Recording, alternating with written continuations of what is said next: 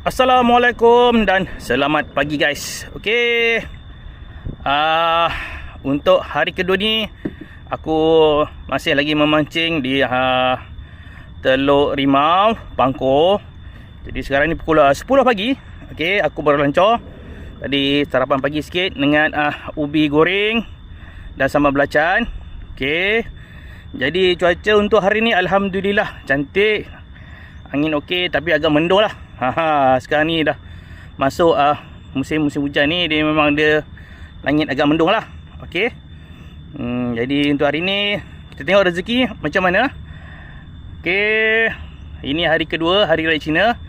InsyaAllah esok kita akan berpuasa. Okey.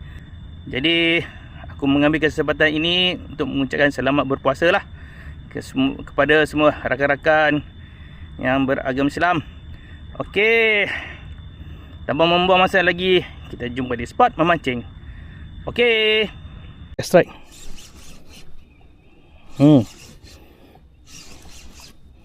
Go strike. Macam GT je ni.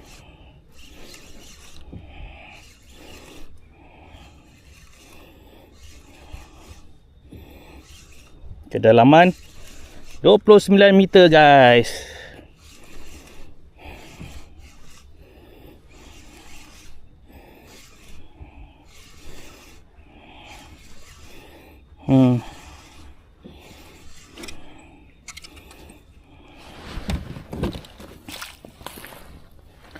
Alhamdulillah guys, gerut-gerut guys. Okay, saya sedap guys. Alhamdulillah ada strike hari ni. Okay, strike. Strike. Macam GT ni. Macam GT.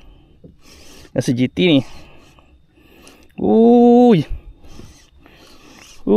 GT ni. Rasa GT.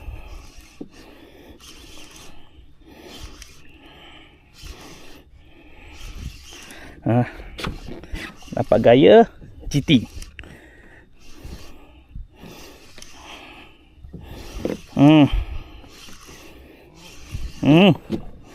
Getih sikit lah. Kedalaman 28 meter.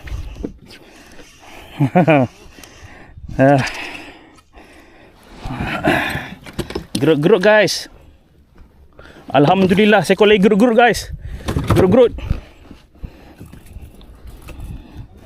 Okay guys, gerut-gerut besar sikit daripada tadi. Okay. Strike guys, strike. Strike. Kerapu ni kat sini.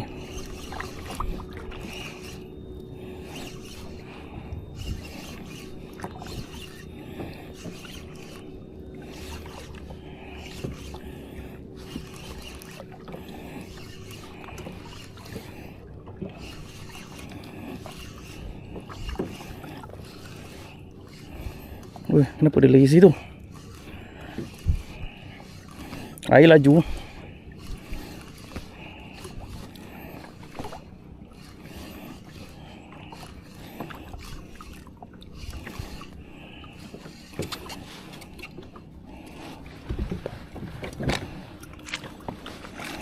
Dah agak dah guys.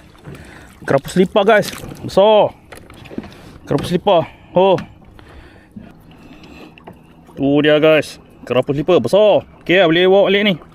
Sedap ni, buat kari. Okay. Okay guys, jam menunjukkan pukul 5 petang. Jadi aku rasa setakat ni dulu video untuk kali ni. Berkayak fishing and camping di Pulau Pangkor.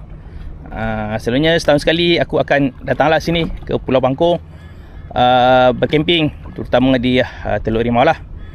Alhamdulillah tiada sebarang masalah yang kritikal. Okey, aku Syam dan Ahmadi ingin mengucapkan sekali lagi selamat berpuasa kepada semua rakan-rakan yang beragama Islam. Okey, kita jumpa di video yang akan datang. Jangan lupa like, share dan subscribe 73 Cherry. Bye bye.